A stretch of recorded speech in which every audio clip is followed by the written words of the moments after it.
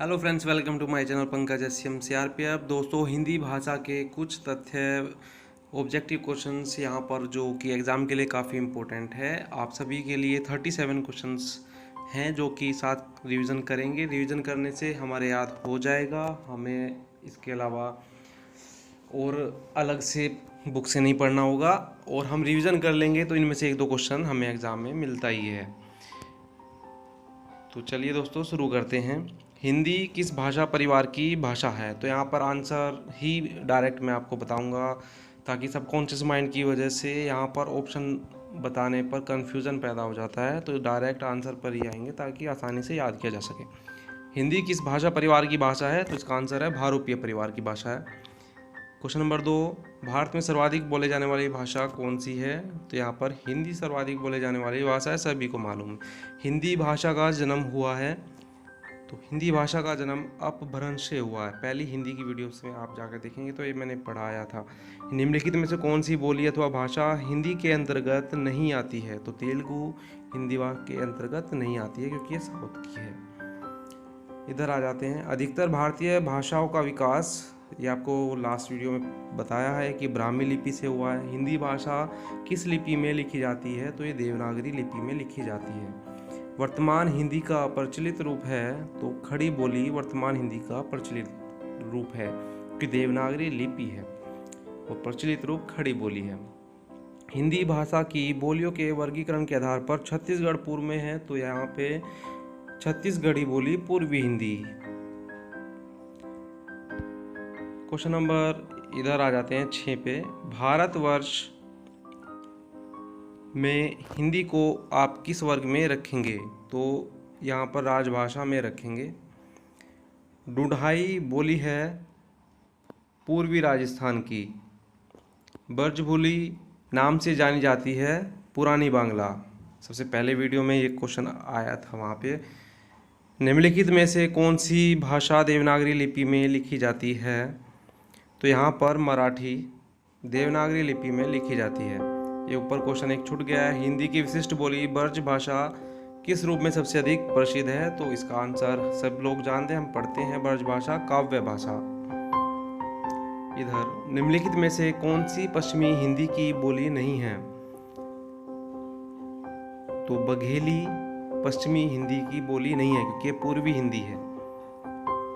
भारतीय संविधान में किस अनुच्छेदों में राजभाषा आदि संबंधी प्रावधानों का उल्लेख है?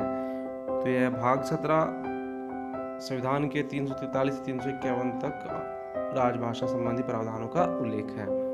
दक्षिणी भारत हिंदी प्रचार सभा का मुख्यालय चेन्नई में है। हिंदी भाषा के विकास का सही अनुक्रम आपको बताया, इम्पोर्टेंट भी है काफ़ी। पाली, प्राकृत, अपभ्रंश, हिंदी।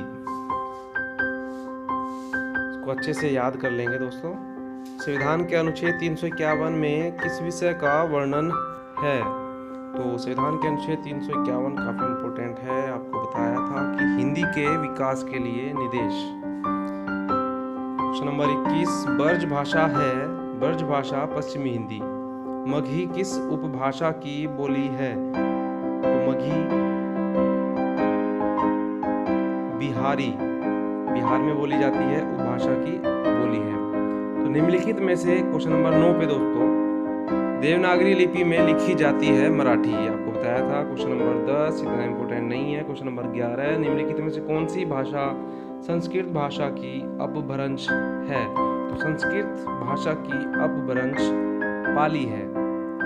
यहाँ पर अपभ्रंश से मतलब है कि संस्कृत के बाद कौन सी भाषा आई थी? तो संस्कृत के बाद पाली आई थी, पाली के बाद प्राकृत आई थी, इस तरह से।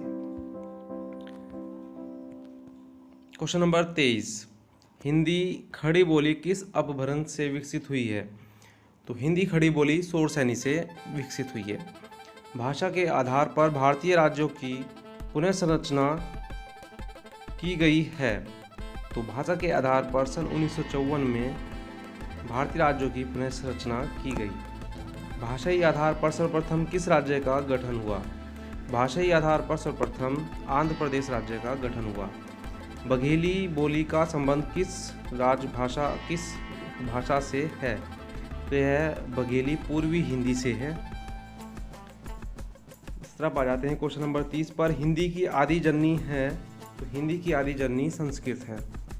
8वां विश्व हिंदी सम्मेलन का आयोजन स्थल है न्यूयॉर्क। निम्नलिखित में से कौन भारूपीय परिवार की भाषा नहीं है?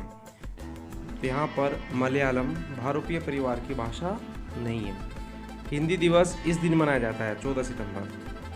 विकास की दृष्टि से प्राकृत की पूर्वकालीन अवस्था का नाम है, तो प्राकृत से पहले दोस्तों प्राकृत पाली आई थी, तो यहाँ पर पूर्वकालीन अवस्था पाली। पश्चिमी हिंदी की दो बोलियों का सही युग्म है खड़ी बोली और बुंदेली। बुंदेली से अर्थात बुंदेलखंड, आप समझ सकते हैं। क्वेश्चन नंबर 36 अर्धमागधी अपभ्रंश से विकसित बोली है। तो यहाँ अर्धमागधी से क्वेश्चन नंबर 36 का आंसर है बी बघेली। किस तिथि को, क्वेश्चन नंबर 27, किस तिथि को हिंदी को राजभाषा बनाने का निर्णय लिया गया?